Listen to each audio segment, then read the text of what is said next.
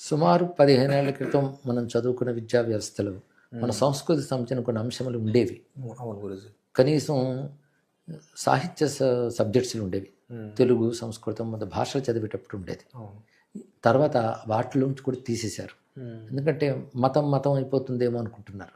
మతం కాదు బాబు, ఇది నా ప్రవచనాన్ని స్టడీ మెటీరియల్గా తీసుకొని చదువుకుంటున్న వాళ్ళు ఉన్నారు ఇక్కడ. అలా కొన్ని గ్రూప్స్ ఉన్నాయి. ఋషి విద్యాభ్యాసం అనే ఎడ్యుకేషన్ సిస్టమ్ ఏర్పాటు చేశాం. దాని ద్వారా వీకెండ్ స్కూల్స్ అవి ఇంగ్లీష్లో కూడా పాఠాలు చెప్తున్నాయి. దాని మీద స్టడీ చేసి ఎంతరో తయారయ్యారండి. నేను తృప్తిగా చెప్తున్నాను విషయాన్ని. అంటే మనం చెప్తే నేర్చుకునే వాళ్ళు ఉన్నారు. చెప్పేది విదేశస్తులు మనకంటే ఎక్కువ చేస్తున్నారు. హిమాలయన్ అకాడమీ చేస్తుంది. అలా ఫ్రాంక్ మొరాలిస్ అని ఒక ఆయన ఉన్నాడు, ధర్మ ప్రవర్తకాచార్య అని పేరు మార్చుకున్నాడు. అలాంటి వాళ్ళందరూ ఎంత వ్యాప్తి చేస్తున్నారో దేశ విదేశాల్లో నేను చూసి ఆశ్చర్యపోయాను. అలాగే అయోగాలో వేదిక్ యూనివర్సిటీ ఉంది, వాళ్ళు నేర్పుతున్నారు యోగము, వేదము, జ్యోతిషము, మంత్రశాస్త్రము. ఇవన్నీ ఈ విద్యా వ్యవస్థ పెరగాలండి. అది ప్రభుత్వం ద్వారా జరుగుతుందని నేను ఆశించట్లేదు. దానికి మీ వంటి సౌహృదయులు పూనుకుంటే ఆ పద్ధతిలో అందించాలి. మనం ఇప్పుడు సామాజిక మాధ్యమాలను వాడుకోవాలి, ప్రజల్లో చైతన్యం తేవాలి. అదే నేను కూడా నేను చెయ్యగలిగినంత చేస్తున్నాను, పెద్ద లెవెల్లో చేస్తున్నాను అనను. కానీ సంస్కృతం నేర్పడం కూడా. అమెరికాలో ఒక క్లాస్లో రాముడు అవతారంలో ఒక తప్పు చేశాడు అని వాలివధ గురించి మాట్లాడారు.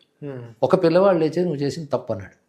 నువ్వు ఎలా చెప్పగలగంటే ధ్రువజ్ఞానంలో చదువుకున్నాను, ఇది ఆన్సర్ అని చెప్పాడు.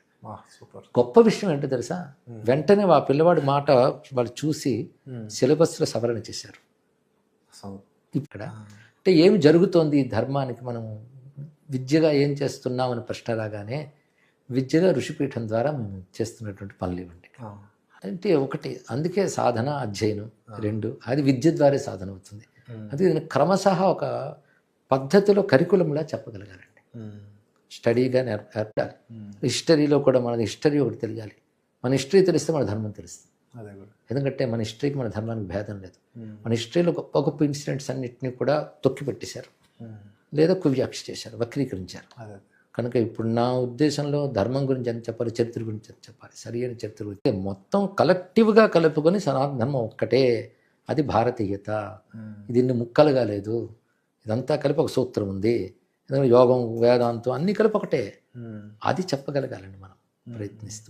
ఎక్కడైనా నెగిటివ్గా అనిపించే అంటే అది ఎలా ఆలోచించాలి.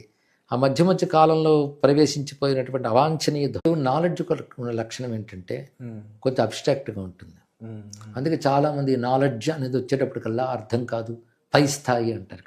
జ్ఞానం ఎప్పుడు పై స్థాయి. నా ధర్మం కూడా అలాంటి జ్ఞానమే, అది పై స్థాయిలోనే ఉంటుంది. ఇక్కడ సనాతన ధర్మం యొక్క లక్షణం అది. అందుకే జ్ఞానం మన సంస్కృతి.